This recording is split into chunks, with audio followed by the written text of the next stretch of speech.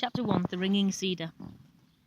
In the spring of 1994, I chartered 3 riverboats, on which I carried out a 4-month expedition on the River Ob in Siberia, from Novosibirsk to Samarkand and back. The aim of the expedition was to foster economic ties with the regions of the Russian far north. The expedition went under the name of the Merchant Convoy. The largest of the 3 riverboats was a passenger ship named the Patrice Lumumba.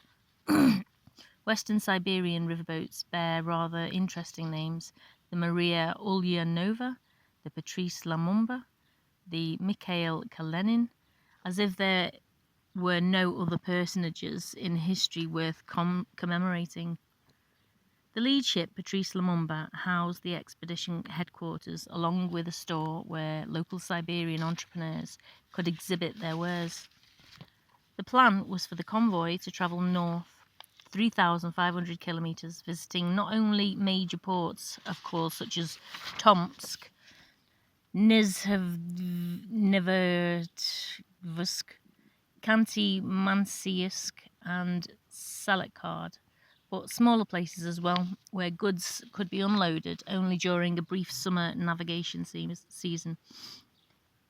The convoy would dock at a populated settlement during the daytime. We would offer the wares we had brought for sale and hold talks about setting up regular economic links. Our travelling was usually done at night.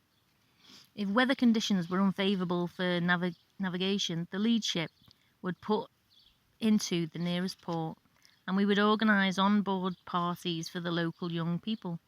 Most places offered little in the way of their own entertainment.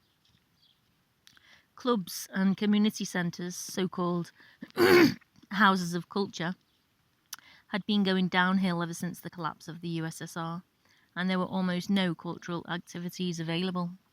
Sometimes we might go for 24 hours or more without seeing a single populated place, even the tiniest village. From the river, the only transportation artery for many kilometres around, the only thing visible to the eye was the taiga itself. I was not yet aware at the time that somewhere amidst the uninhabited vastness of forest along the riverbank a surprise meeting was awaiting me, one that was to change my whole life. One day on our way back to Novosibirsk, I arranged to dock the lead ship at a small village, one with only a few houses at best, dozens of kilometres distant from the larger population centres. I planned a 3-hour stopover so the crew could have shore leave and the local residents could buy some of our goods and foodstuffs, while we could cheaply pick up from them both fish and wild growing plants in the taiga. During our stopover time, as the leader of the expedition, I was approached with a really weird request by 2 of the local senior citizens, as I judged at the time. One of them appeared to be somewhat older than the other. The elder of the 2, a wizened fellow with a long grey beard, kept silent the whole time, leaving his younger companion to do the talking.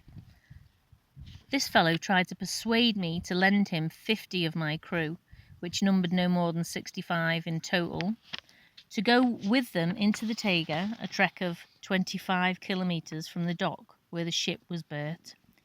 They would be taken into the depths of the taiga to cut down a tree they described as a ringing cedar. On top of that, the cedar, which he said reached 40 metres in height, needed to be cut into pieces which could be carried by hand to the ship. We must, he said, definitely take the whole lot. The old fellow further recommended that each piece be cut up into smaller pieces. Each of us should keep one for himself and give the rest to relatives, friends, and anyone who wished to accept a piece as a gift.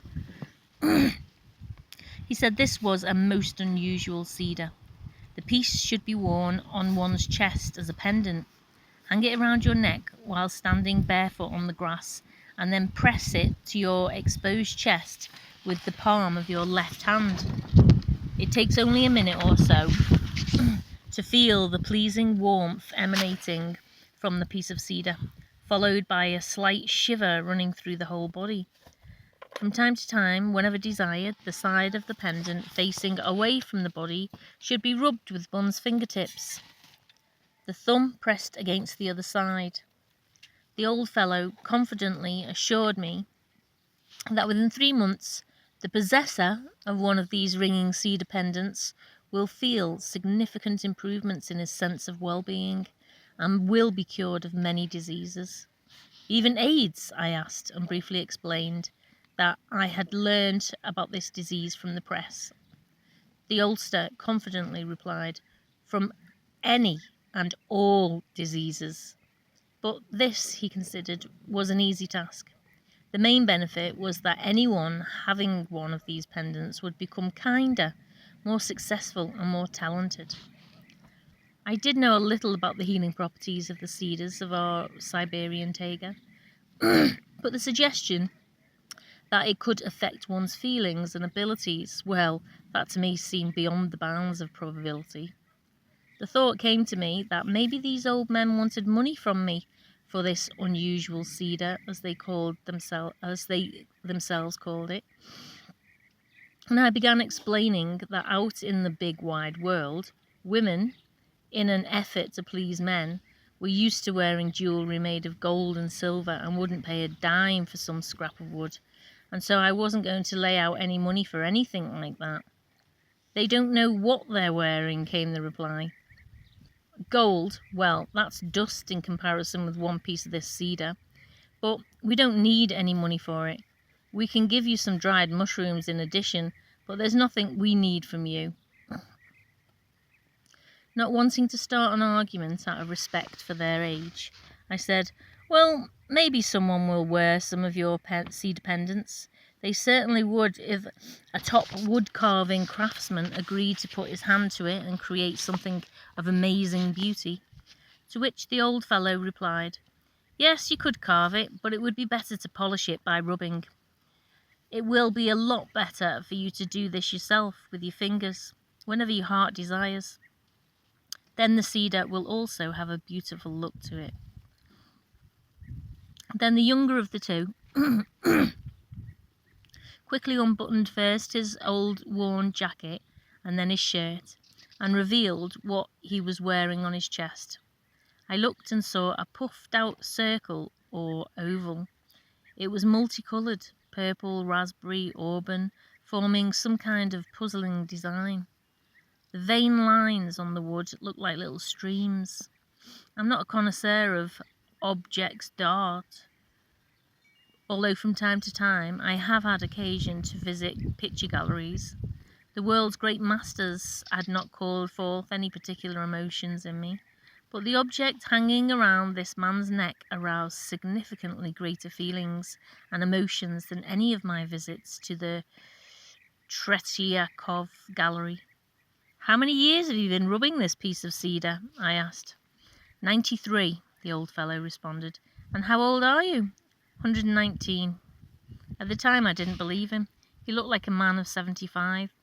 Either he hadn't noticed any my doubts, or if he had, he paid no attention to them. In somewhat excited tones, he started in trying to persuade me that any piece of this cedar, polished by human fingers alone, would also look beautiful in just 3 years. Then it would start looking even better and better, especially when worn by a woman. The body of its wearer would give off a pleasant and beneficial aroma, quite unlike anything artificially produced by man. Indeed, a very pleasant fragrance was emanating from both these old men. I could feel it, even though I'm a smoker, and like all smokers, have a dulled sense of smell.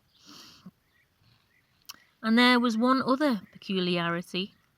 I suddenly became aware of certain phrases in the speech of these strangers that were not common to the residents of this isolated part of the north. Some of them I remember to this day, even the intonations associated with them. Here is what the old fellow told me. God created the cedar to store cosmic energy.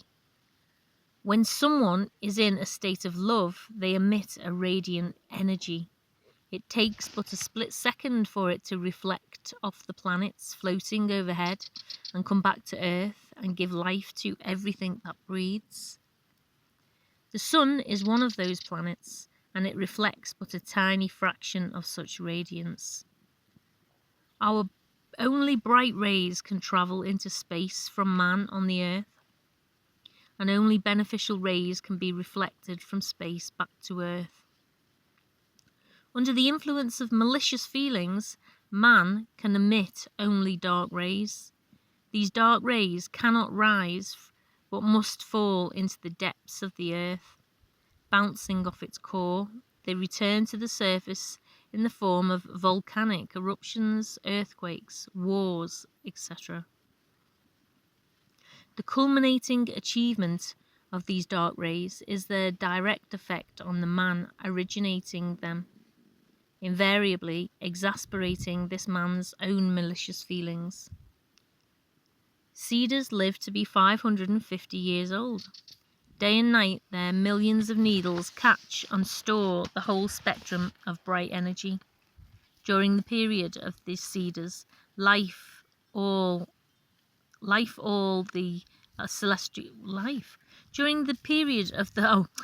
the period of the cedar's life, all the celestial bodies which reflect this bright energy pass above them.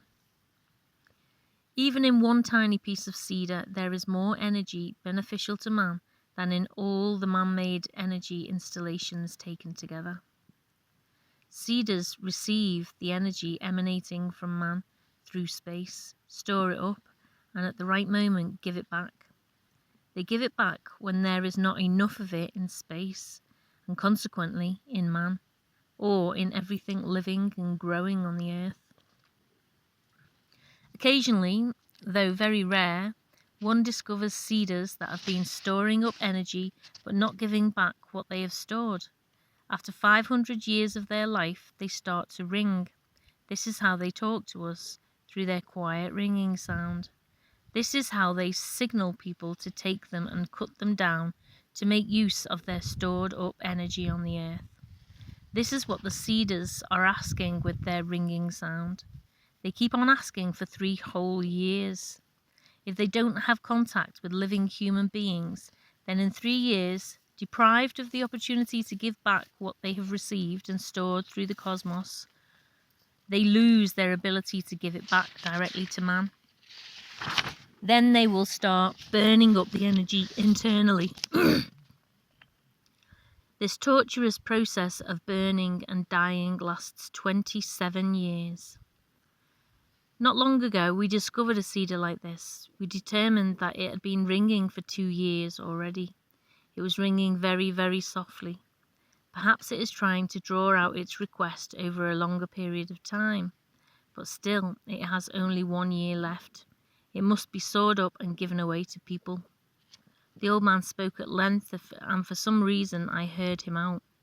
The voice of this strange old Siberiac would sound at first quietly confident, then very excited, and each time he got excited, he would rub the piece of cedar with his fingertips, as though they were lightly tripping over some kind of musical instrument.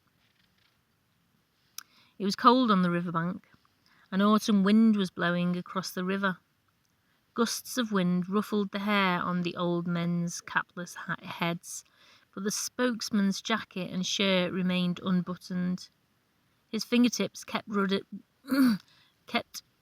the cedar pendant on his chest, still exposed to the wind. He was still trying to explain its significance to me. Lydia Petrovna, an employee of my firm, came down the gangplank to tell me that everyone else was already on board and ready for departure, waiting for me to finish my conversation. I bade farewell to the oldsters and quickly climbed aboard. I couldn't act on their request for 2 reasons. Delaying departure, especially for 3 days, would mean a significant financial loss. And besides, everything these old fellows said seemed to me, at the time, to be in the realm of pure superstition. The next morning, during our usual company meeting, I suddenly noticed that Lydia Petrovna was fingering a cedar pendant of her own. Later, she would tell me that after I'd gone aboard, she stayed behind for a while. She noticed that when I started hurrying away from them, the oldster that had been talking with me stared after me with a perplexed look, and then said excitedly to his older companion, "Now how can that be? Why didn't they understand? I really don't know how to speak their language. I couldn't make them believe. I simply couldn't. I got nowhere with them. Nowhere. Why? Tell me, father." The elder man put his hand on his son's shoulder and replied, "You weren't convincing enough, son. They didn't comprehend." As I was going up the gangplank, Lydia Petrovna went on, "The old man that was talking with you suddenly rushed up to me, grabbed me by the arm, and led me back down to the grass below. He hurriedly pulled out of his pocket a string and attached to it this piece of cedar wood. He put it around my neck and pressed it against my chest with the palm of both his hand and mine. I even felt a shiver go through my whole body.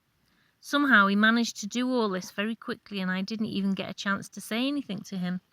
As I was walking away, he called after me, 'Have a safe journey. Be happy. Please come again next year. All the best, people. We'll be waiting for you. Have a safe journey.' As the ship pulled away from the dock, the old fellow kept on waving at us for a long time, and then all at once sat down on the grass. I was watching him through a pair of binoculars. The old man that talked with you and later gave me the pendant, I saw him sat down on the grass and his shoulders were trembling. The older one with the long beard was bending over him and stroking his head. Amidst the flurry of my subsequent commercial dealings, account keeping, and end-of-voyage farewell banquets, I completely forgot about the strange Siberian ulsters. Upon my return to Novosibirsk, I was afflicted with sharp pains. The diagnosis, a duodenal intestinal ulcer and osteochondrosis of the thoracic spine. In the quiet of the comfy hospital ward, I was cut off from the bustle of everyday life. My deluxe private room gave me an opportunity to calmly reflect on my 4-month exhibition and to draw up a business plan for the next one. But it seemed as though my memory relegated just about everything that had happened to the background, and for some reason the old men and what they had said to me to the forefront of my thought. I requested to have delivered to me in the hospital all sorts of literature on cedars.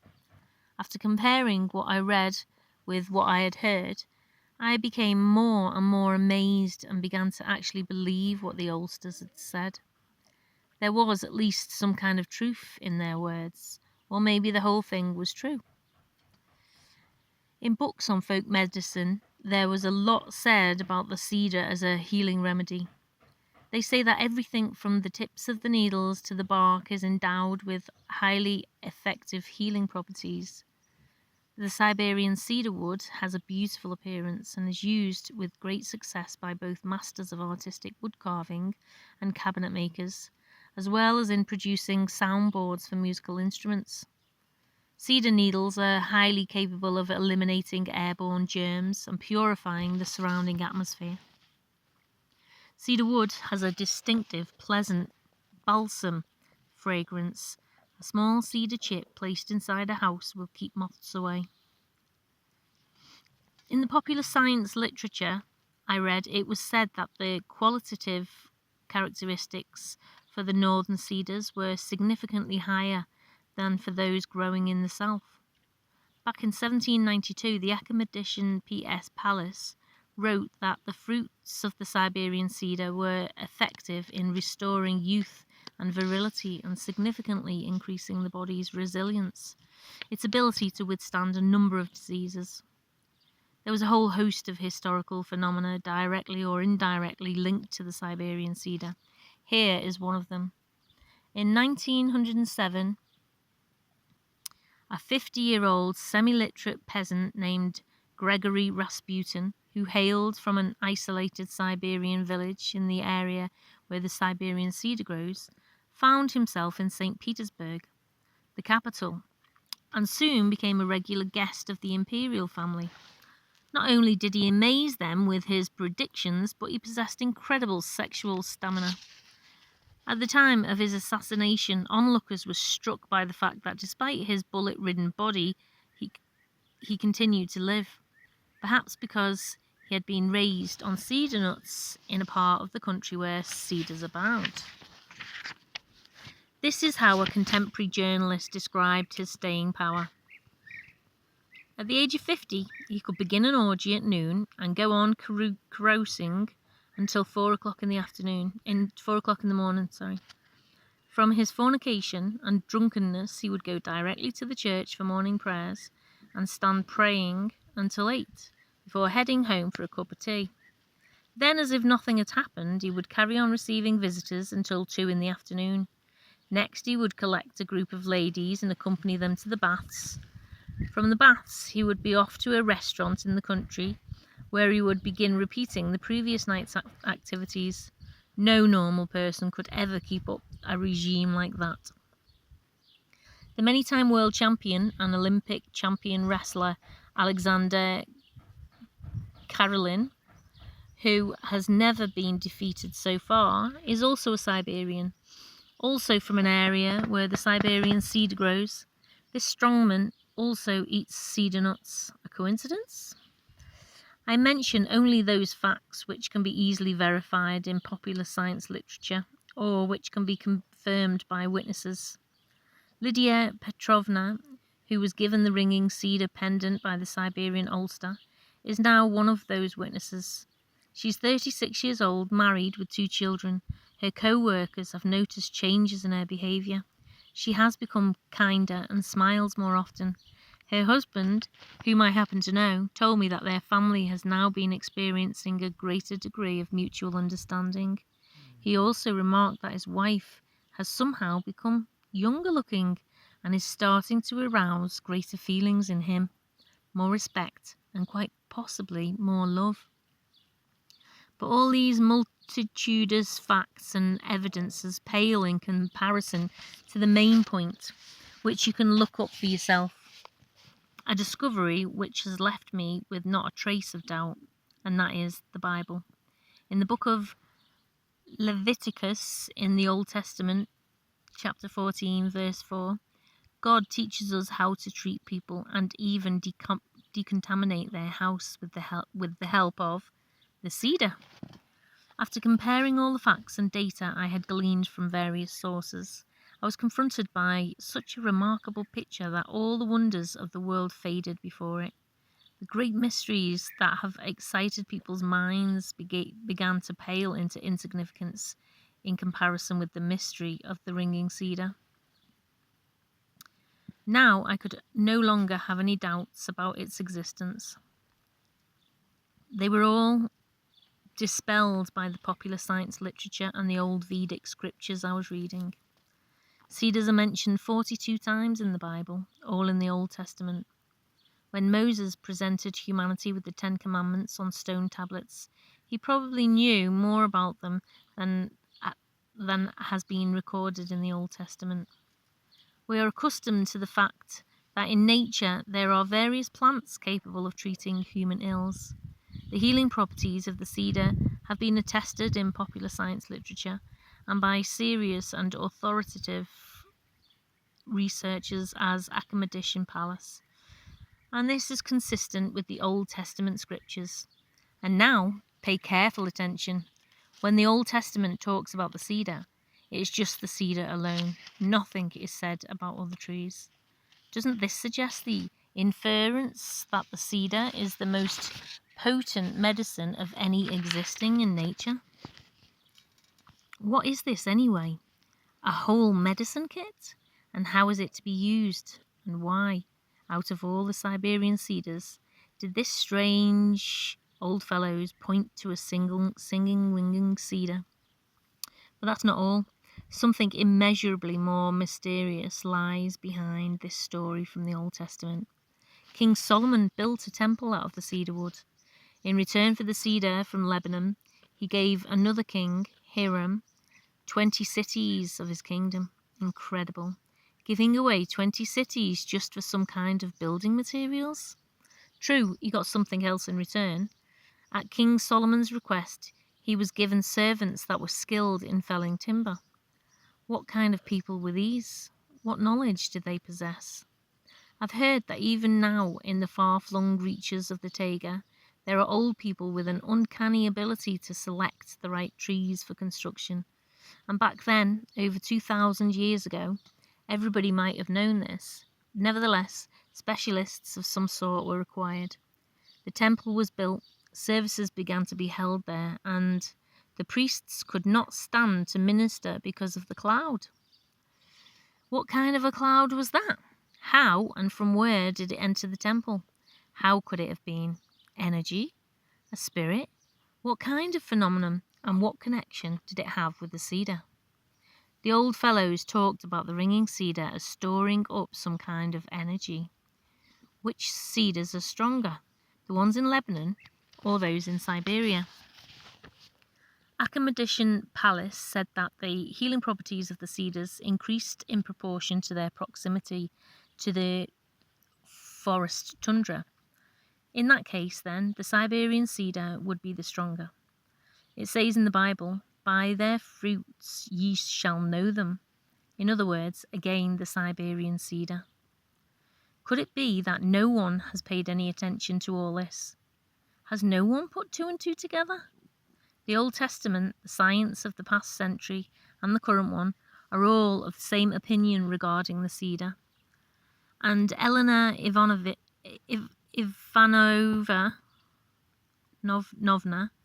Rurich notes in her book Living Ethics, a chalice of cedar resin figured in the rituals of the consecration of the kings of the ancient Khorasan.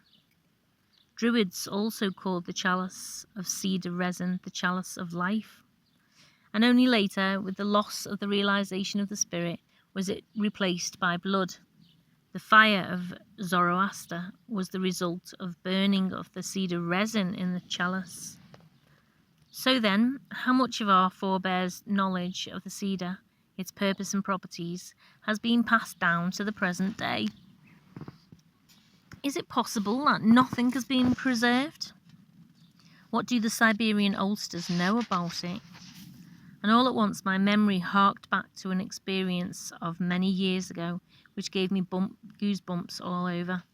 I didn't pay any attention to it back then, but now. During the early years of Perestroika, I was president of the Association of Siberian Entrepreneurs. One day I got a call from the Novosibirsk District Executive Council. Back then, we still had Communist Party committees and executive councils, asking me to come to a meeting with a prominent Western businessman. He had a letter of recommendation from the government of the day. Several entrepreneurs were present, along with workers from the Executive Council Secretariat. The Western businessman was of a rather imposing external appearance, an unusual person with Oriental features. He was wearing a turban and his fingers were adorned with precious rings. The discussion was usual, centred around the possibilities for cooperation in various fields. The visitor said, among other things, "We would like to buy cedar nuts from you." As he spoke these words, his face and body tightened, and his eyes moved from side to side, no doubt studying the reaction of the entrepreneurs present. I remember the incident very well, as even then I wondered why his appearance had changed like that. After the official meeting, the Moscow interpreter accompanying him came up to me. She said he would like to speak with me. The businessman made a confidential proposal. If I could arrange a steady supply of cedar nuts for him, and they had to be fresh, then I would receive a handsome personal percentage over and above the official price.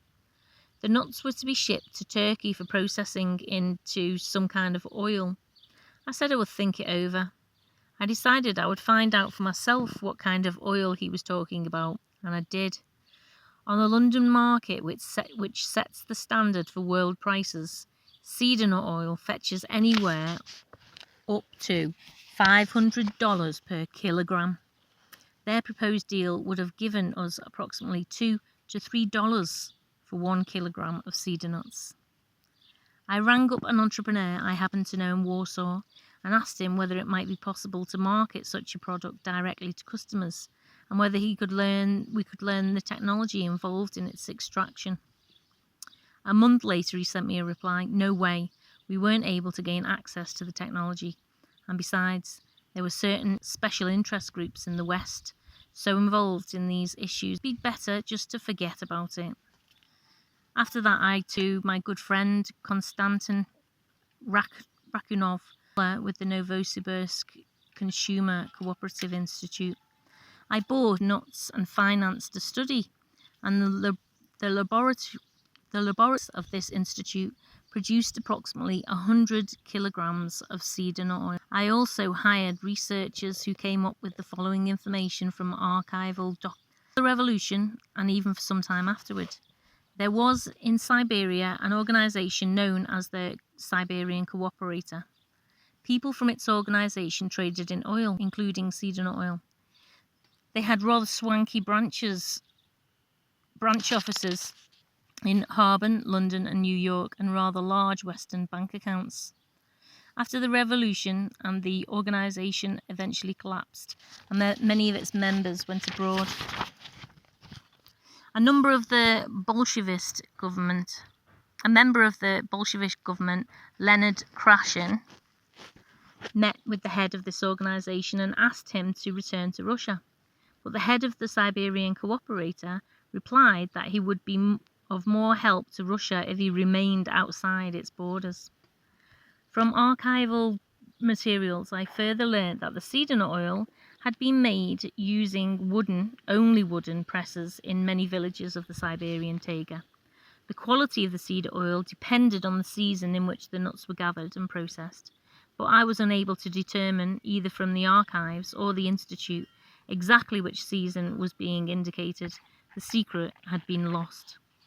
There are no healing remedies with properties analogous to those of cedar oil, but perhaps the secret of making this oil had been passed along by any of the emigres to someone in the West. How was it possible that the cedar nuts with the most effective healing properties grow in Siberia, and yet the facility for producing the oil is located in Turkey? After all, Turkey has no cedars like those found in Siberia. And just what Western special interest groups was the Warsaw entrepreneur talking about? Why did he say it would be better just to forget about this issue? Might not these groups be smuggling this product with its extraordinary healing properties out of our Russian Siberian taiga?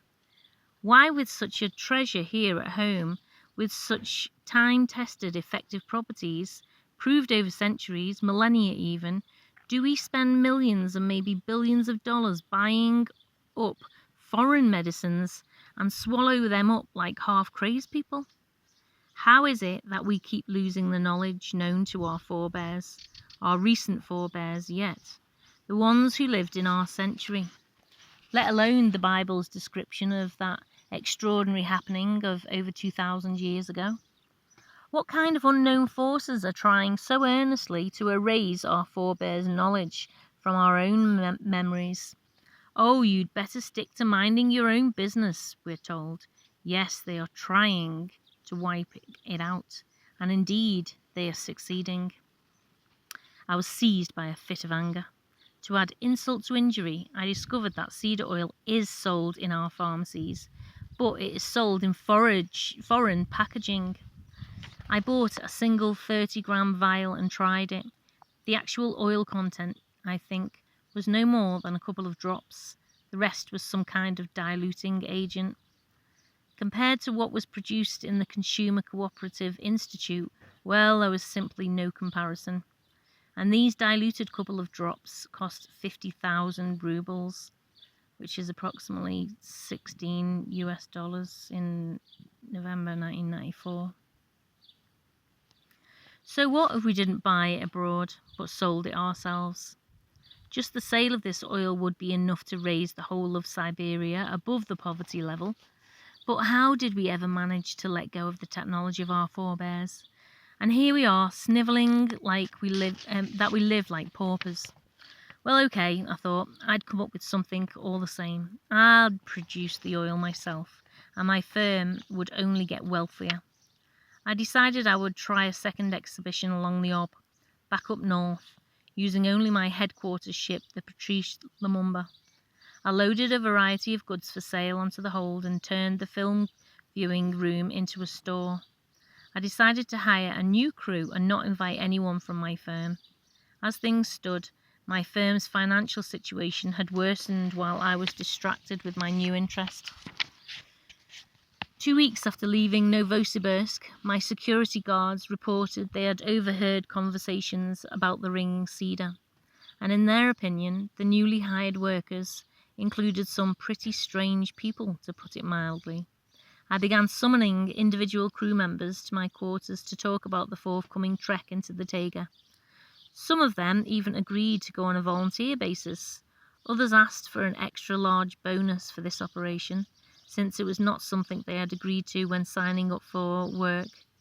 It was one thing to stay in the comfortable conditions aboard ship, quite another to trek 25 kilometres into the taiga and back carrying loads of wood.